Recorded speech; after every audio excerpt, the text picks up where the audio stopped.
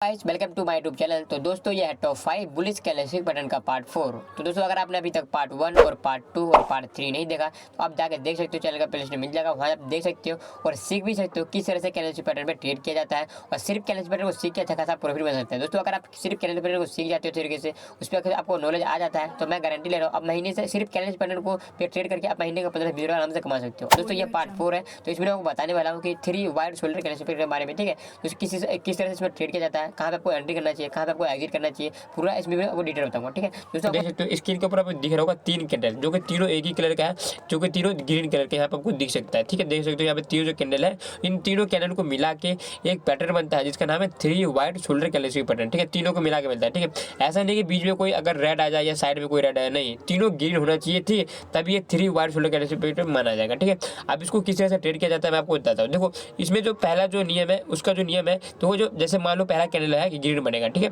जैसे ग्रीन बनेगा तो ये इसका हाई यहाँ पे क्लोज हुआ, ठीक है।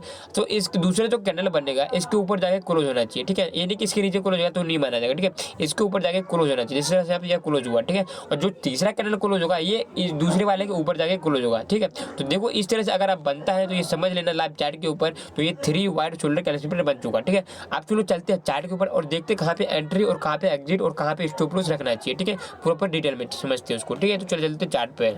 तो दोस्तों देख सकते हो यहाँ पे आपके सामने एक चार्ट ओपन कर रखा है, ठीक है। अब मैं बता दूँ किस तरह से मैं ट्रेड करना चाहिए, कहाँ पे स्टॉप लॉस और कहाँ पे टारगेट आपको रखना चाहिए, ठीक है। सिंपल से देखना, सबसे पहले आपको ये देखना होता है कि मार्केट एक डाउन ट्रेड में होना चाहिए, जिस हिसाब से यहाँ पे देखो है डाउन ट्रेड में, ठीक है। तो मैं यहाँ पे थोड़ा सा एक निशान लगा देता हूँ, ठीक है, जो आपको समझ में अच्छे से आ जाएगा, ठीक है।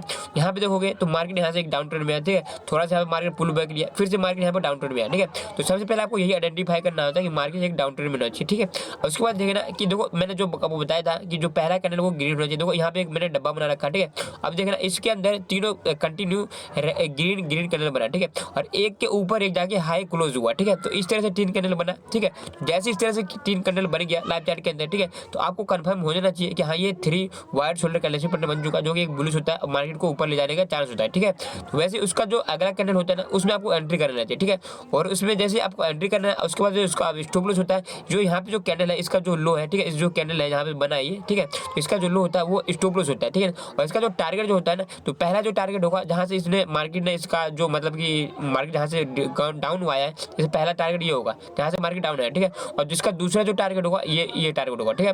और इसके ऊपर भी अगर जहां से मार्केट डाउन आया होगा उसका तीसरा टारगेट होगा, ऐसे बैक टू बैक इसमें टारगेट मिलता है, ठीक है। तो इस तरह से अगर आप ट्रेड करते हो ना सिर्फ कैलेंडर पैटर्न को सीख के, अब मैं गारंटी ले रहा हूँ आराम से महीने का 15-20 आराम से कमा सकते हो, ठीक है दोस्तों। लेकिन आपको इस चीज़ को सीखना पड़ेगा, समझना पड़ेगा किस तरह से कैलेंडर पैटर्न पर ट्रेड किया जाता है, ठीक है। तो आज के लिए इतना ही। अगर वीडियो थोड़ा भी अच्छा लगा तो लाइक करना, चलो आप नए चलो सब्सक्राइब करके बेल आइकन को चलो फिर मिलते हैं नेक्स्ट वीडियो में।